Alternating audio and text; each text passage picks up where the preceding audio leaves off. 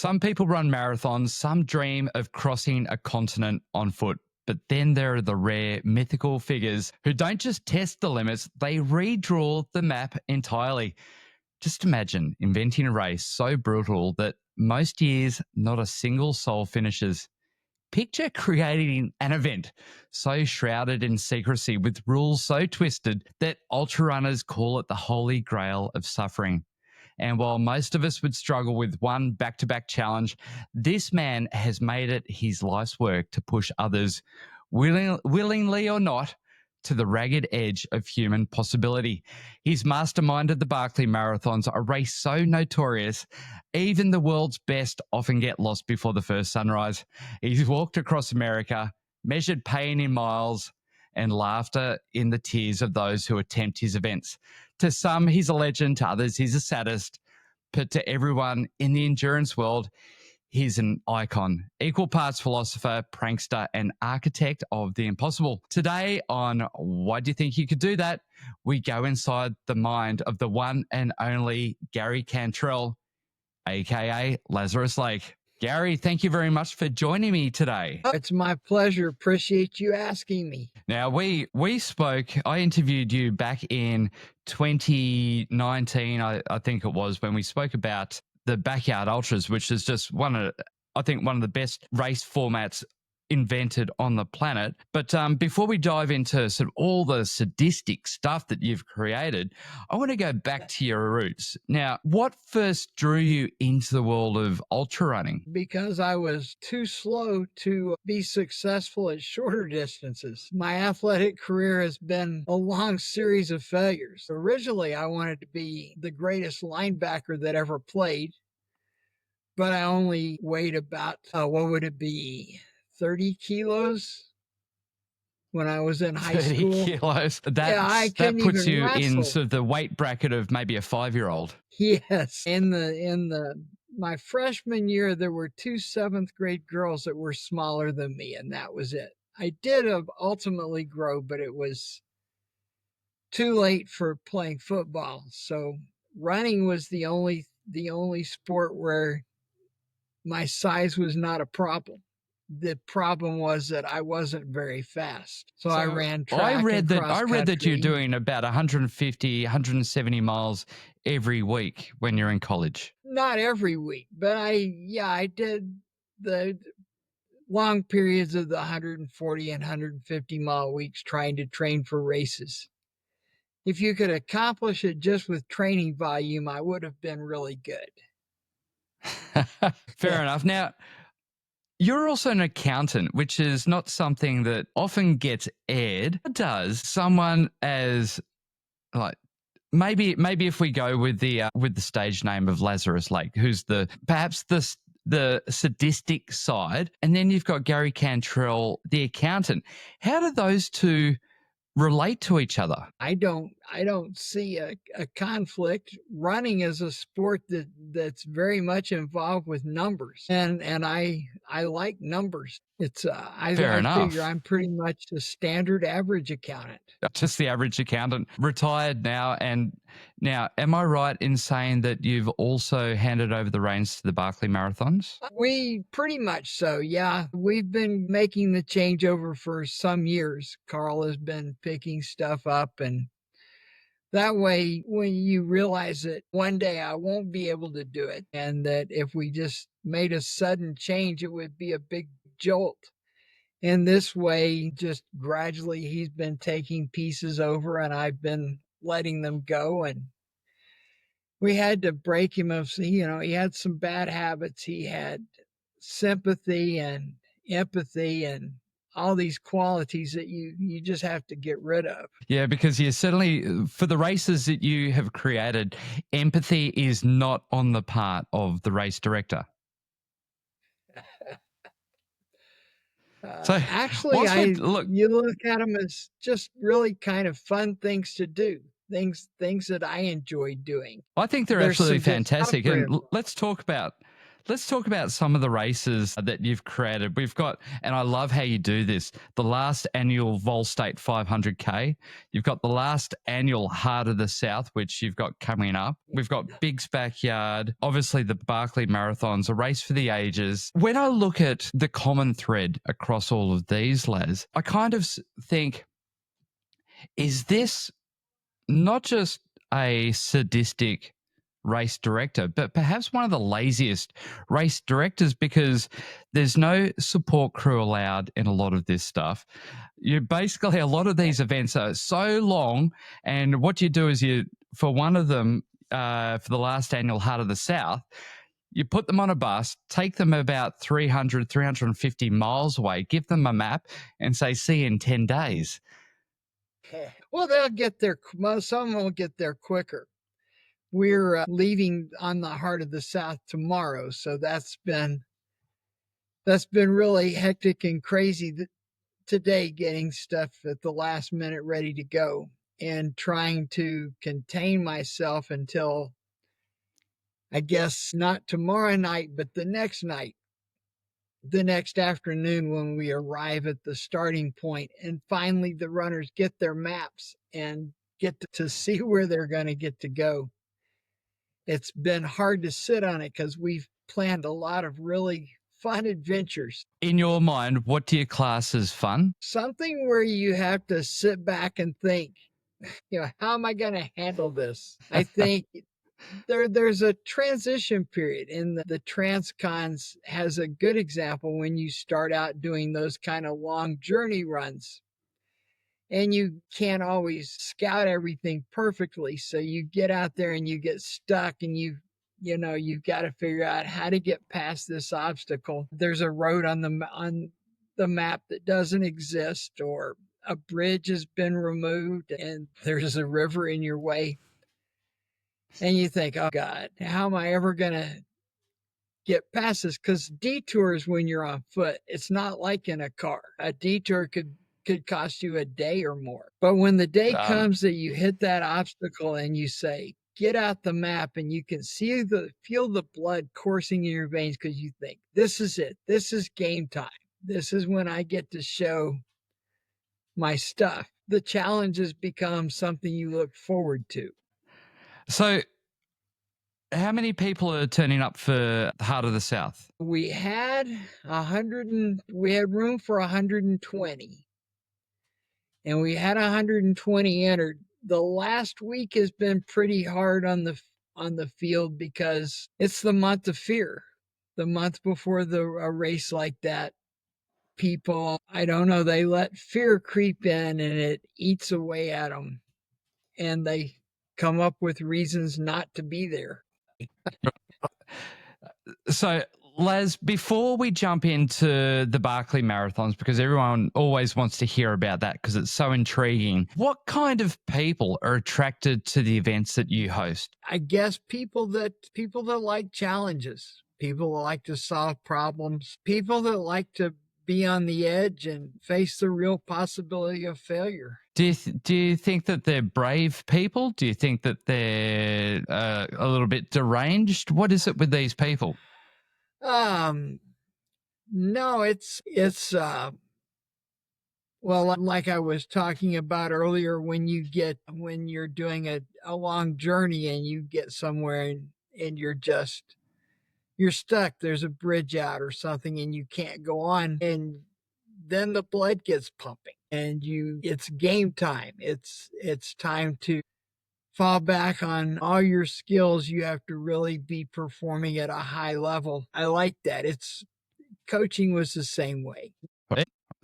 All right, let's talk about the Barkley Marathons. What inspired you to create a race that's just so extreme, so enigmatic, and now has become one of the most iconic races on the calendar of sport, I would say, across the planet? It wasn't expected to turn out quite that way. It was supposed to be really challenging and at the edge of what people could do. And it just seems like it, maybe because it's gone on for so long, that it's really caught on to people's imagination. And why do you think that is, Gary? Because the the runners are stripped of all of their modern stuff and just thrown out there against the wilderness, which I think everyone would sort of like to do that, but they won't hardly let you do that anymore. At the very least, you have to carry a tracker.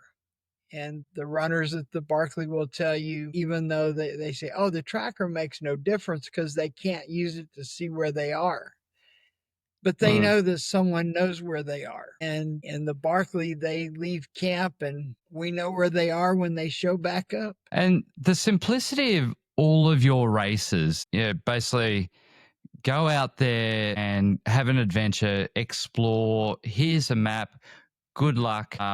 I hope you come back in one piece. Quite often not. The simplicity of your races, do you think that that is something that has created the Lazarus Lake mystique? Because they're not overly complicated races at all. Do you think it's that simplicity that has really made so much of what you do iconic? I don't know. You always want to avoid, you're looking for ways to build a challenge, but you don't want it to be contrived. I think people like the races because that they're just real. I mean, it is what it says it is. So if we look at the Barkley Marathons, I think, what is it, about 20 people have finished it. And it was always designed as a race that nobody could finish. And if they did, they were a next level human being. Last year, what was it, 4 people finished? Year before last, there was 5 people that finished. There was just a lot of different factors that all kind of converged on the same year, and it just turned out that way. The average is still about a person every other year. So how does it feel to have 5 people finishing that year? Well, it was exciting for each one of them. They all earned it. I think most of them had. Of course, you had John and Jared, who are really experienced at it, and Jasmine, who'd been there several times. It wasn't like people just came out of nowhere and finished it the first try.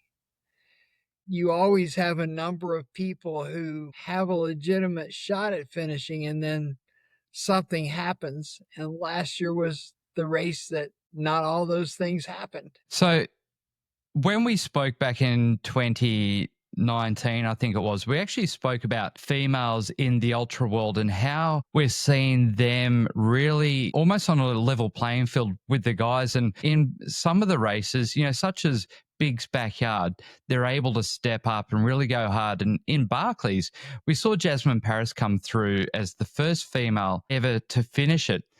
Now, she's an unbelievable athlete, had been to the Barclays on a number of occasions. When you look at her, what do you see? She's a hell of an athlete. Watching that race and seeing the game plan that she had to lay out, it was in a lot of ways kind of a suicidal game plan. She put herself in a position.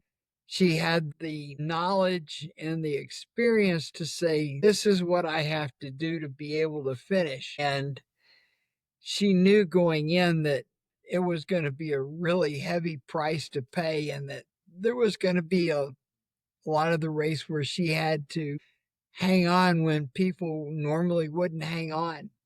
She ran the final section from the fire tower in on the 5th loop 3 hours faster than the guy who won.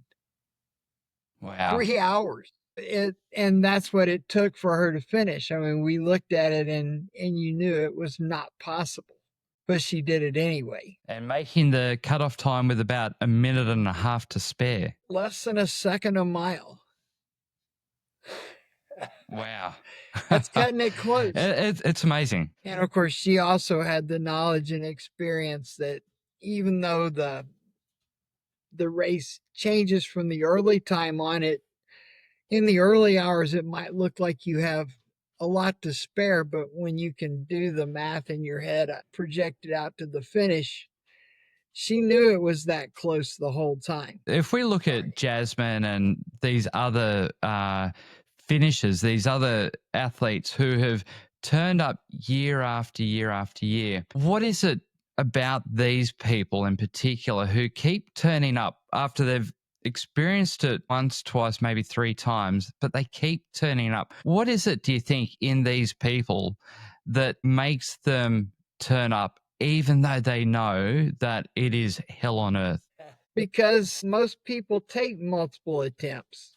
So you come and fail and analyze what you did wrong, and whether it's your training or the gear you carried, how you handled different problems. And you always think that next time you'll get it.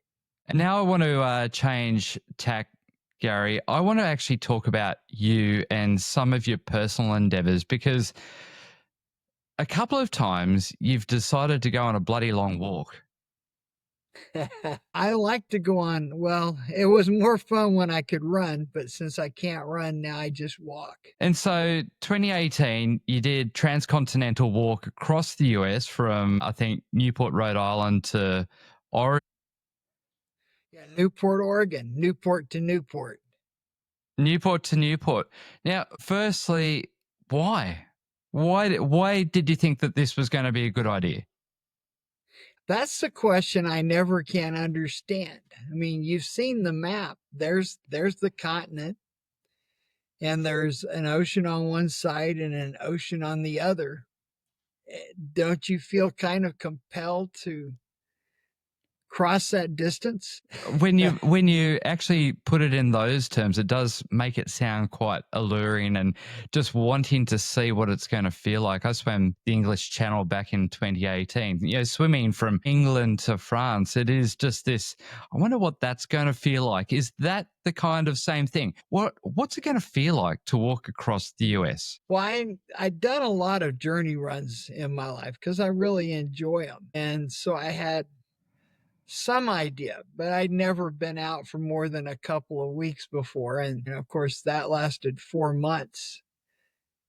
Wow. And it's just an unbelievable experience. There is so much to absorb and so much to learn as you go along that it's just this intense educational experience.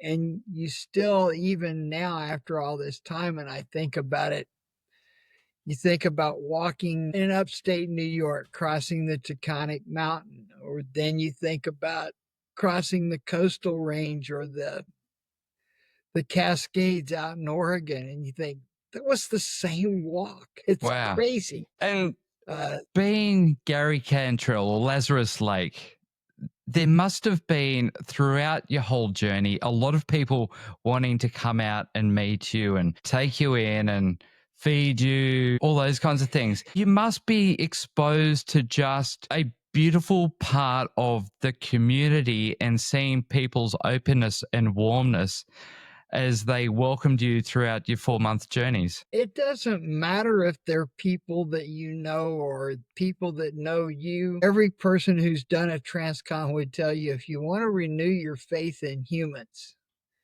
do a transcon, because Yeah. people are nice and supportive and generous. It's not at all like you are led to believe. Meeting the different people along the way. Now, the ones that come out, it's mostly when you're in a population center, when you're crossing the vast empty spaces out west. Most of the time, you get to be by yourself. Do you like that solitude? I'm okay with alone time. I just listen to the voices in my head. As long as they're not Fair saying, enough. kill Sam Penny, kill Sam Penny. If I hear that, Jeez. I'll silence that one. Yeah, thank you very much. Doing these big endurance events that you've done throughout your life, what are some real favorite parts or really just unforgettable stories from those moments? You just have to get in a conversation to have those pop up. There are so many stories. Every day is a is a different story. I just finished walking across the high plains, which was 405 miles in 17 days. And if you don't know the high plains, they're up around 2,000 meters elevation, and it's just wide and flat, and it looks like it's completely empty. And I always wondered before that there were roads and stuff. How did people find their way across? Because it looks like it's featureless. But when you're there on the ground and you're actually walking, it actually has a lot of terrain. You can tell where you are, and you can see the lay of the land and the way things are going and find your way. And I had wanted to experience crossing the high plains like it was for the pioneers, where that you're going at foot speed, you're only going so many miles a day. And after a few weeks, or a couple of weeks, you start really looking and looking for the mountains, because sooner or later you'll see them on the horizon, until one day you're studying it and you think, I think I see the top of a mountain. I'm pretty sure I see the top of a mountain. Maybe it's a cloud. And you have to walk until the next day, when you get to a point, because you only see it when you go through the high spots. And by the next day, that's a mountain. That's definitely a mountain. Turns out it was Pikes Peak. And then as the days go by, over the next 4 days, you got closer until you could see more and more mountains, until now they go all along the horizon. And it's just different. I mean, people, you can do that in a car. You see the first little bit of white and you think, is that a mountain or is that a cloud? But in 5 minutes, it's not like watching it all day. Yeah. It sounds absolutely mystical. I learned something about vision that I've been really interested here recently, in how vision works, because it's all created in your brain, and your eyes are just an input device that collects data points, but your brain makes what you see. And studying the horizons, staring and looking for the mountains, I think you have time lapse vision. You just look and look and look, and then you can start to be able to make out the top of that mountain, which turned out to be Pikes Peak. But if you look away and look back, you can't see it again, because there's not enough photons hitting your eyes from the mountain at one time to see it. But it's like your brain is condensing, studying that horizon, until it can finally collect enough data to give you a picture, if that makes any sense. It certainly makes sense. Sort of just low data mode, and it just needs a whole lot more data just to keep hitting the back of the retina, and then all of a sudden the image appears. So it was just it was a really fun experience going through that, and then seeing them approach. I'd looked forward to it, and when I walked across in 2018, California was on fire, and so I didn't see the mountains until I was in them, because you couldn't see anything but the smoke every day. But this time I got the pleasure of searching and searching till I saw the first glimpses of a mountain. And then they were there. And then they were there. I've got to go back. I had to come back and do the Hots and the Vol State, and then I'm going to go cross those mountains, I hope. Some of the Australia, like the US, is so vast, it's so big, has terrain that is so very different. And it's one of those things that people don't even think about. People don't even think about, oh, I'm going to walk across the country. I'm going to walk through the mountains for however long it's going to take me. People just don't leave life behind and take that moment to test not just their physical sense, but also their mental sense. I figured the only reason people don't do it is because that it takes so much time and resources. It's kind of hard to justify it, because it's just a pleasure thing, but it's certainly well worth doing. Yeah, it certainly is. I want to talk more about the endurance side of things because I think that we can learn a lot from the people that you've seen compete in your races. Is there one story across everything that you've done that really stands out? Besides Jasmine and Besides Jasmine, and look, for anybody listening to this podcast, look up Jasmine Paris. She was part of a documentary that featured her that came out last year. Absolutely captivating in her determination and grit to finish the Barkley Marathons and to be the first woman to finish. So, okay, apart from Jasmine, because that's well documented and people can go watch that, and I want everybody to go watch it. What across everything, is there one story that really stands out? everybody's got a story, and you really over time you see the people at the different levels. I enjoy seeing the people for whom it's new. They'll say, I'm only doing this, I'm only running a marathon. And you've seen people run 10 marathons in a row or more. But there's something special when it's new to people. I think it helps keep it fresh for me to see people that are just exploring that new territory for the first time when they are going further than they've ever been, which is kind of why I like the backyard so much, because you have lots of people going further than they've ever been. In a format which I believe, because I've also done the Backyard Ultra, and the format is very easy for people to get their head around. Run 4.1 miles every hour, and then at the start of the next hour, you turn up and do another 4.1 miles, and the next hour, and you just keep doing that until you can't do it any longer. And it is one of those things that we're often too afraid to get out of our comfort zone. We're too afraid to go and try something new. And that's why I love the Backyard Ultra format. I'm not a runner, but I can do 4.1 miles in an hour. Yeah, sure, it takes me 52 minutes or something like that. And I don't have a lot of rest time like some of the fast guys. But it doesn't matter, does it? Because you're still on the same start line as them. You're both experiencing something new distances, new levels of fatigue, mental hardship, except for obviously the poor guy who wins, who never finds his limit. And you're always tied with the leader. Yeah, you are. If you can, Every time you step up for the next hour, yards, you can be tied with the world champions. So the 52 minutes a lap, I think that's about what Harvey averaged when he won the individual world championship last time. We took the runners in the field because we've got all this electronic timekeeping stuff that it's not necessary, but it's nice. And we figured out everybody's average lap time.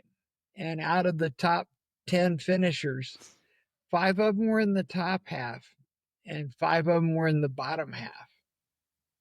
there you go. The winner was in the bottom half of the average lap times. Because it's really just about being willing to get up and go back to the starting line again. It certainly is. Now, what have you noticed about the people who managed to finish one of your events?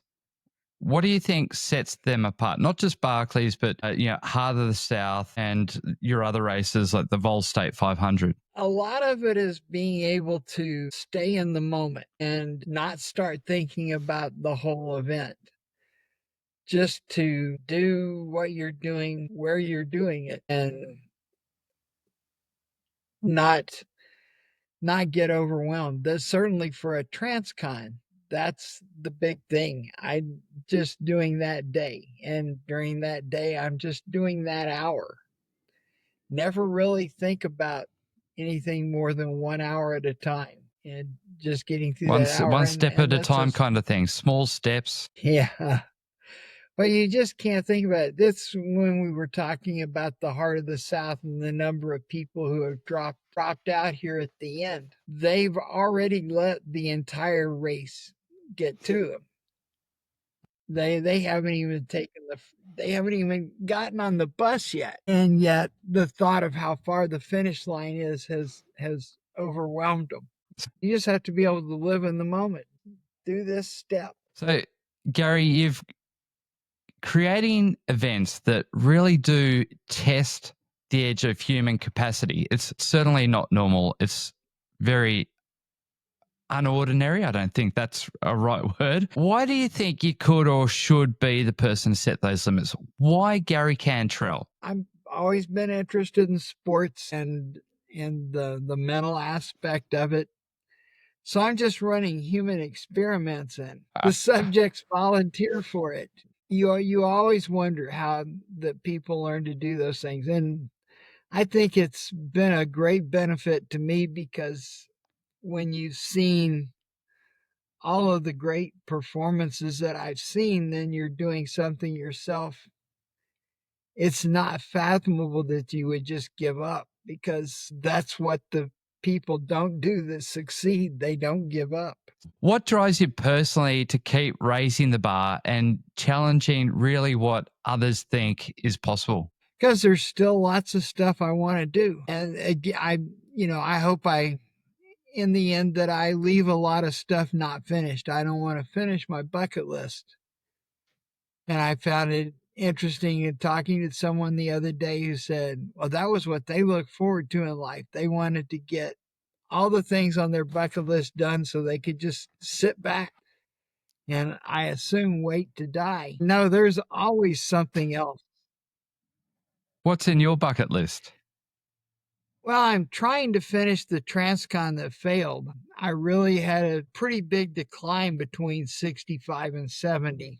And I overestimated what I could do to finish a Transcon in a single effort. I think I could have done it if I had enough time, but I didn't have enough time, so I had to stop. And that's why I went out and did the Great Plains. I'm doing the rest of it in pieces, fitting it around my schedule. But when that's done, already tickling around in my head is thinking, when I went into Colorado, I believe was either my 30th or 31st state, that I've connected them all with a continuous string of footprints.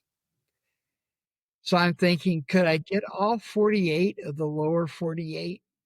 And your mind starts going over and thinking, yeah, the cool things that you would have to do. Have to walk across the Dakotas and Montana, across the mountains in Idaho, and then Washington State. And you have to connect those routes up with other things you've run just so that, because there's something wrong with my brain. I wanted, when I look at the map, not to be obvious where the ends of different efforts were, just when I get to the oceans. But I'm thinking I've gone north to south once, and I'm about 2/3 of the way through going east to west. And now I just have little bunches of states. 2028 is the 100th anniversary of Andy Payne's Transcon run. And I thought as a fantasy dream run, I would retrace his route when it was the 100th anniversary, but that's still 3 more years away, and I can't go all the way across in one effort. The weather will catch me. So I'm thinking I can go from his statue in Foyle to go there from Los Angeles and do half his walk. Your brain bubbles over with new stuff to do. I love it. Gary, I want to talk about your legacy, a bit of reflection, but also a bit of bravery packed into there. Thinking about your races, what impact do you hope your races have on runners and the broader community? You want people to find greatness in themselves. That's the race director's job, is to provide the venue. And it's not really about the race director, it's about the athlete, to give people a chance to find that something special in themselves. So hopefully that with Carl with the Barkley and that the backyards that lots of people have picked up, and there's different runs that people will continue to do them and continue to find that magic. It's a real unique feeling when you do something and you sit back and look, because we're usually if we're fair, we're our own harshest critics, and you look at it and say, yeah, that was really pretty damn good. It is nice to have that reflection moment. And I think sort of too often we don't reflect on our day or, the last year or something like that, or an event that we just did. We are always sort of, okay, what's next? What's next? What next? But when you get to sit back and reflect, and also that feeling of gratitude comes in as well, that how lucky am I that I could go and do that or witness that? Yeah, it's we are lucky to live in a time when we can do these things for the sake of exploring inner space as opposed to just trying to stay alive. And I think that's what it is. 3 million years of evolution, we have evolved to face challenges. And we didn't used to have to seek out challenges because it was a challenge just to stay alive. And now we seek out adventure to feel alive. Because that's when you're the most alive. When you hit that moment and you say, I'm stuck, the road that was supposed to be here is not here. Get out the map and you can feel the blood pumping. Or as a coach on game night, you knew you were playing a hard opponent, probably weren't supposed to win. And you can taste the air. You're just so alive in those moments of challenge. So, Gary, thinking about all the feats that you have personally achieved, like your transcontinental walks, those kinds of things, tell me, and honestly, how have those experiences really changed your outlook on life? I don't know if they've changed my outlook on life, but they've certainly enriched it. Just the wealth of the things I've seen and the places I've been, and to feel the different parts. It's like the Great Plains. People drive across it because they say it's 400 miles and it's flat. They want to get across it as fast as they can. But there's a lot to see, and more than you think if you're just not moving too fast. And then to really absorb just the awesomeness and the majesty of this enormous space. Going through it any way other than on foot, you would never really get to truly experience it. But that's what people do. They hurry through life. You said it, you were talking about it earlier, that people are in such a hurry to get where they're going next that they forget to enjoy where they are now. 100%. Yeah, I think that we've lost our ability to reflect on what's happening right now and what has happened in the past, that we're always sort of jittery, always ready for the next thing, aren't we? So we walked through Memorial Day weekend.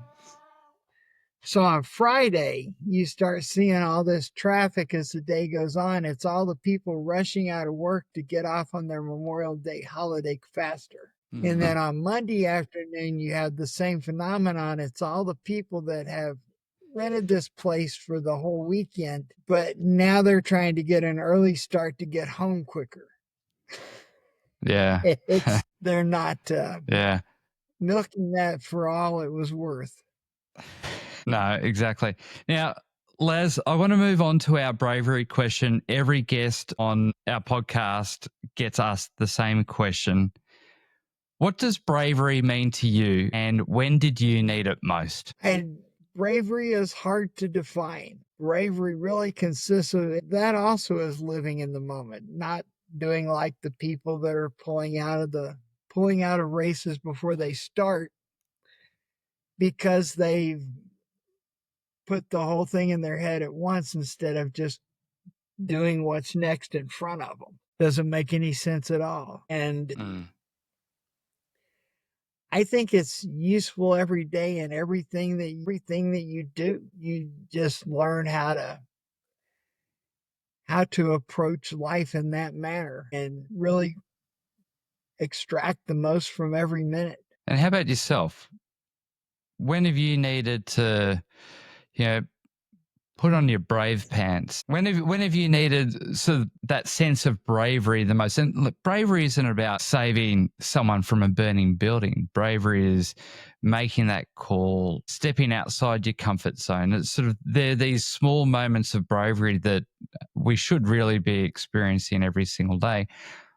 When did you need bravery the most? I think after we had the first backyard and then it caught on and it kept growing and growing, and it reached a point where I thought it would be great to have a world championship. And then you sit back and realize, what the hell business does I'm just some old guy who lives out here in the woods on top of a hill. How in the hell could I have the audacity to think that I could hold a world championship? Well, I don't really have any, there's no reason I should, but well, you won't know if you don't try. So put it out there, and if no one wants to come, then so be it. You won't be any worse off than before. You'll know that it won't work. If nobody turned up to your world champs for Big's backyard, how would you have dealt with that personally? Failure is nothing new. I would have just moved on. Yeah. I would have, you go through life like the little race car that when you were a kid, and you would put it on the floor and get the wheels going really fast and let it go. They'd run into the wall and back up and take off in a new direction. Did you have those in Australia? Yeah, of course. So that's how you live. When you hit a wall, you back up and go in a new direction. I like that analogy. It actually works. It actually works. Laz, we're coming to the end of our show, and before we finish, I just want to ask you the Brave Five. So it's 5 questions to really us back into some of the amazing things that you've done, and also bravery, which is what we talk about here on Why Do You Think You Could Do That? Tell me, what's one unexpected lesson you've learned from creating these races?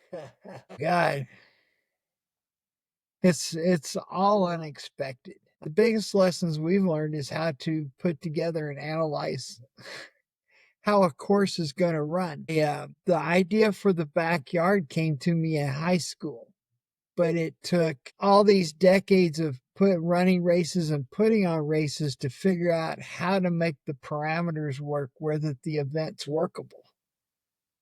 Yeah. Now, Laz, tell me, what's the first thing that runs through your mind when someone finishes the Barkley? I feel elevated just by being there. When you see the Barkley finished from at the Barkley, you see the whole thing. It's that moment at the finish that's just the reward at the end. It was watching them earn it piece by piece. At the Barkley, when you send people out on the 4th loop and the 5th loop, sometimes you sit and you look at them going down the road and you think, if this was a normal race, I'd be questioning whether or not we should allow them to continue. And actually, in this place at this time, you're thinking, yeah, he looks pretty good. He's got a shot. So when someone does finish, is there ever a sense that, gee, this year it might have been a little bit too easy? No, it's always been hard. I don't think you'll talk to one of the finishers who said, yeah, that year it was just easy. It just not easy, wasn't but catastrophic. From your course setting, do you think, oh, gee, I should have made that one a little bit harder? No, because it's been a lot of things that go into it that, with the 5 people a couple of years ago, the weather was perfect. The field was perfect. You had a whole lot of people that had gone through that cycle of failures where that they were ready and on the edge of finishing, and they just didn't have all the things happen to them that could have happened. Mm. They didn't make a lot of mistakes. And they also went out in a bunch and they brute forced their way through a lot of it by staying together. Last year, the field was confident and they immediately broke up into a string. And the Barkley was able to pick them off one by one. Yeah, okay. It's like the Barkley is a monster out there eating every runner up one by one. I think that the runners would agree with that. You have years when you have a bunch of people that you think are going to finish this year.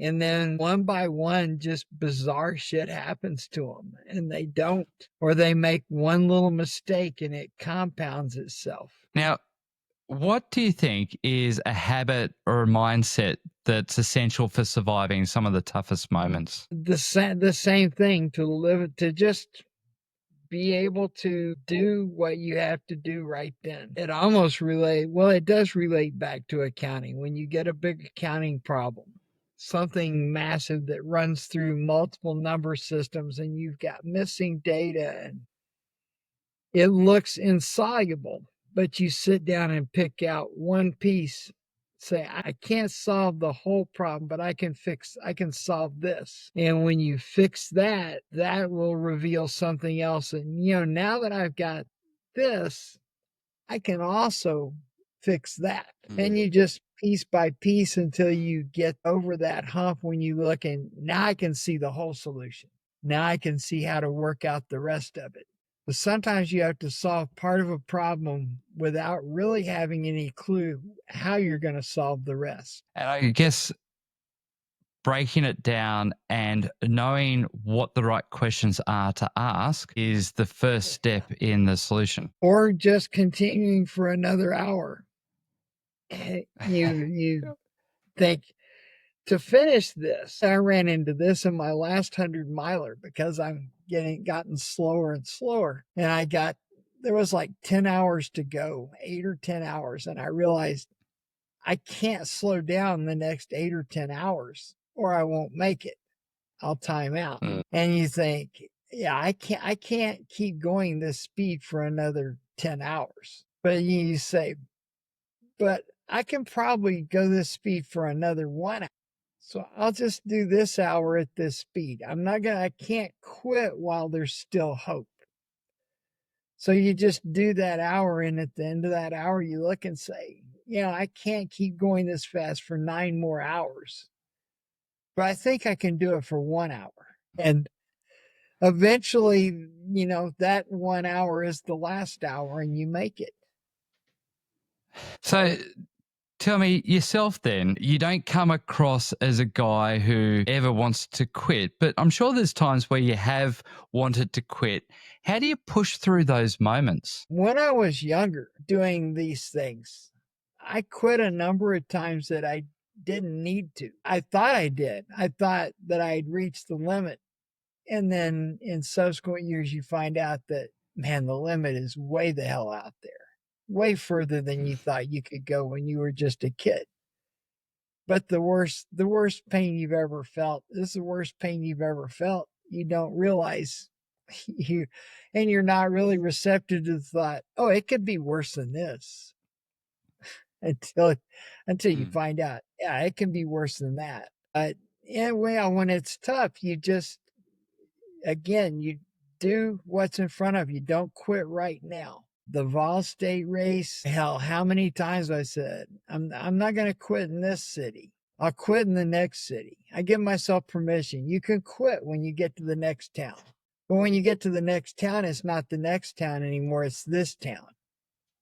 So you'll have to quit in the next town is on down the road. And that's just one step after the time, one city after the time. Yeah, the only thing you have to do is not quit right now. If you want to give yourself permission that you can quit later, go ahead and do it. It'll make you feel better. And I've always felt, Gary, that when you give yourself permission to quit now, it kind of sets the precedence for other times when things get a little bit tough. It gives you sort of, oh yeah, it actually felt really nice to quit that time. I've now given myself permission to quit rather than taking that.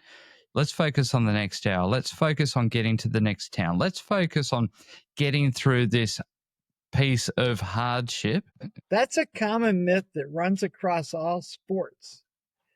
But actually quitting is a evolutionary adaptation to increase our odds for survival. If you go back to those 3 million years when we didn't have to seek out challenge, challenge came to find us just to survive.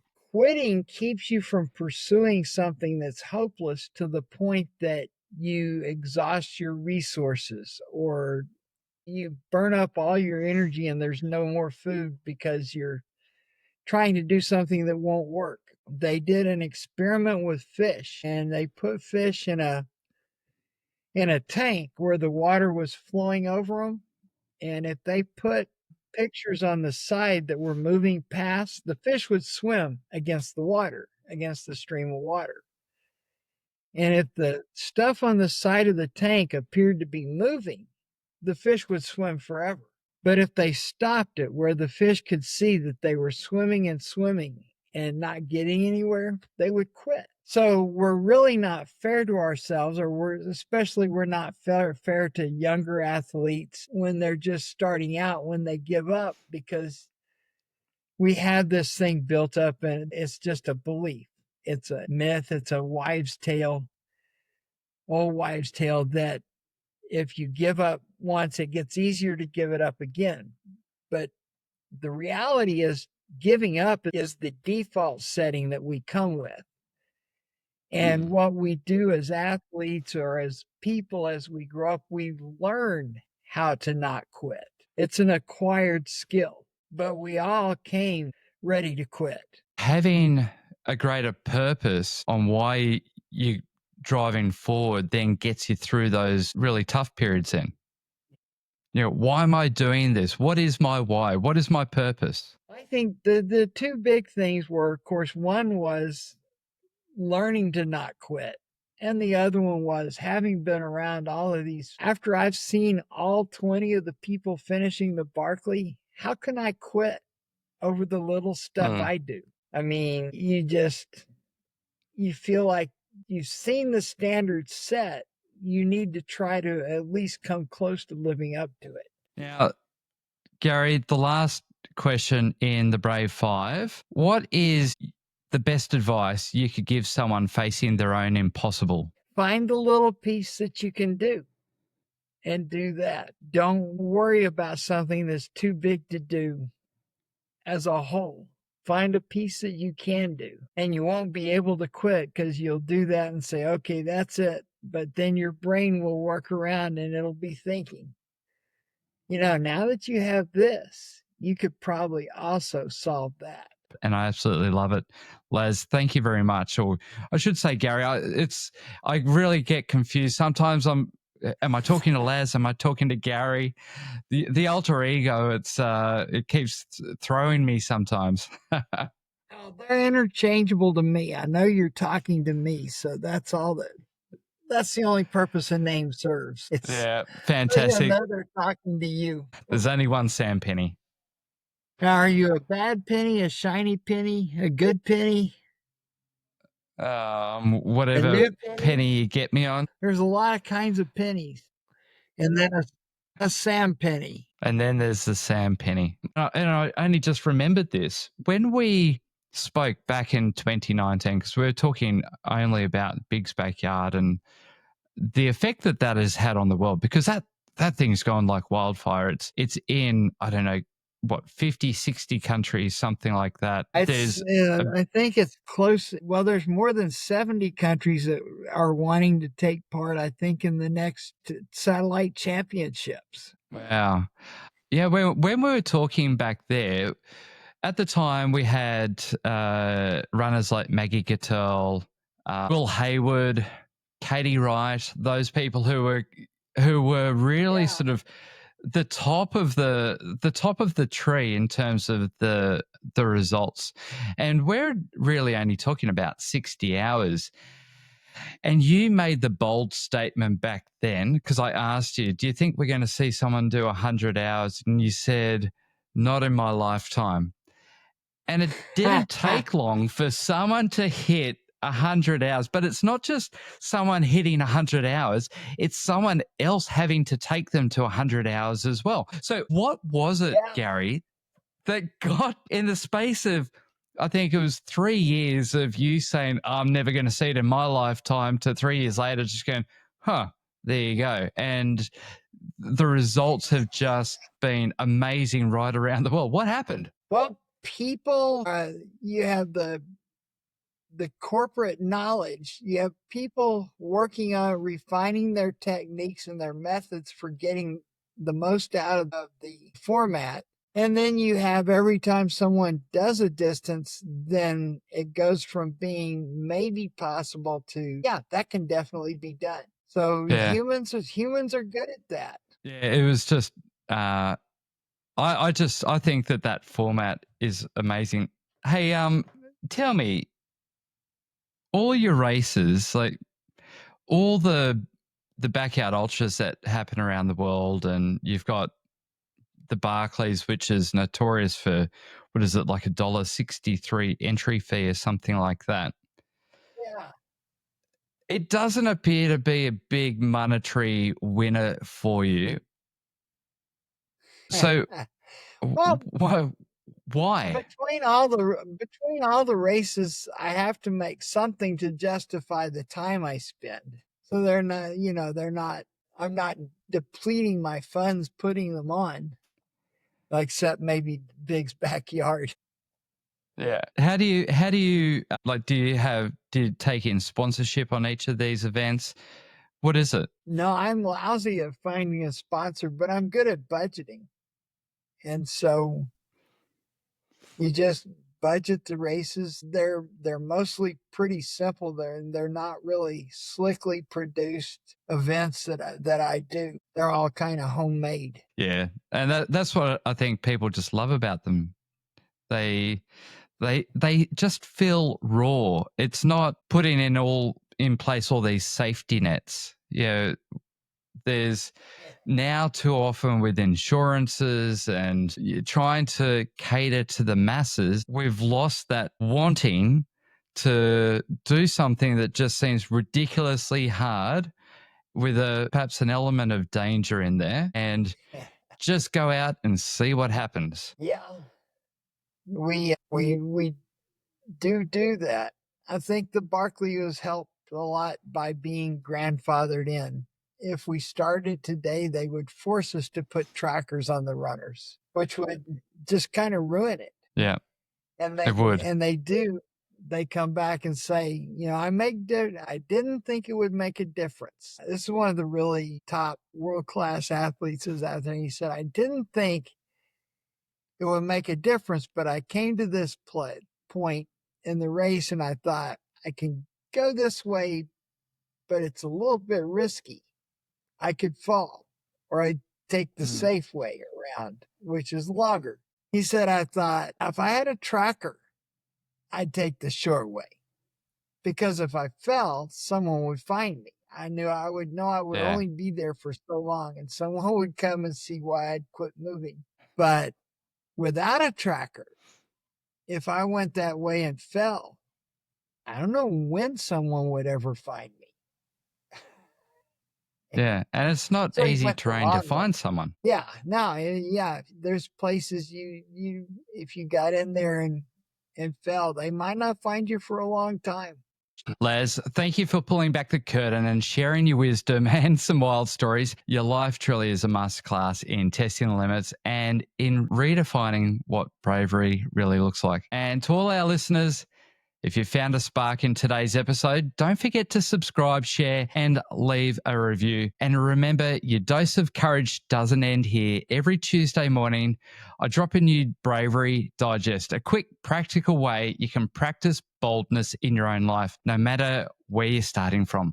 So keep an ear out each Tuesday for that little smack of bravery, and join us every Thursday for the stories of those who dare to try. See you next time for another guest who answered, why do you think he could do that?